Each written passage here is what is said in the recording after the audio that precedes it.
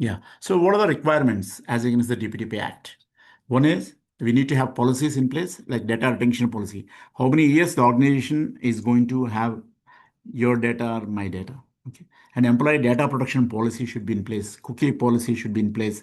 Website privacy policy should be in place. Data protection policy in place. So you may ask, if I violate, if I don't have policy, what happens? Yeah, it is going to have a great impact.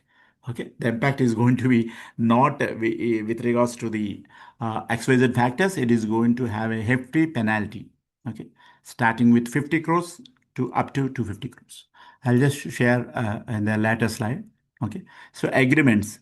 So cross-border data transfer agreement should be. Here is CBDT, cross-border data transfer means if at all your organization is having another branch or office in Europe or US or Singapore. So we need to abide to the rules and regulations of those countries' data privacy laws as well. In Singapore, it is called PDPA. In California, in US, it's called CCPA, California Consumer Protection Act. In what do you call it? In Europe, it's called GDPR, General Data Protection Regulation. So, and so on. As per India, it's DPDP Act. So, if at all any data is being transferred in between two sites or in between two offices, either from Europe to India, India to Europe, then cross-border data transfer agreement should be in place.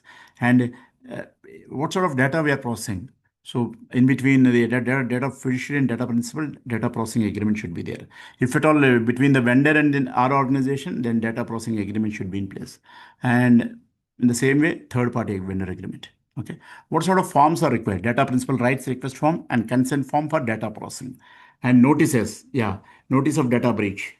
As we just discussed, notice of data breach need to be reported to Data Protection Board of India and data principal, like the individual who has got impacted. And then assessments. As we discussed, DPIA, data protection impact assessments are there.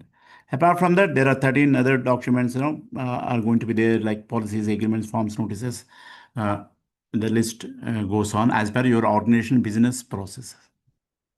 Okay. So if you take industry specific examples or specific points, okay, I would like to emphasize on BFSA, where a digital banking ecosystem is going to be there.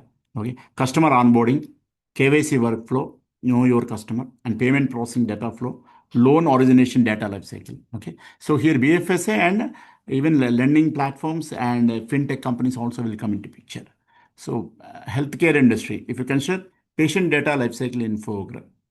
So, starting from entry of a patient into a clinic or hospital till the discharge of the patient, the entire patient life cycle, where lot of details are they're going to collect, the hospitals or healthcare folks. So we need to be very much cautious. And if in a hospital or healthcare company, electronic health records, okay, and then if as technology is advanced now, telemedicine, through telemedicine is in place, and a healthcare consent management workflow is also important. If you talk about IT and SaaS, cloud data processing architecture, multi-tenant SaaS privacy model, data transfer and sub-process ecosystem, customer data governance framework, and the list goes on. Okay. In edutech field, student data lifecycle, LMS architecture, where they are going to outsource third party for LMS, parent-student consent, assessment and analytics processing flow. In retail and e-commerce, marketing consent flow, loyalty program, data lifecycle, and so on. I'm just giving you, 3 to 4 examples from each industry where our data is going to be at stake. Watch the full video on our website. Click the link in the description to get started.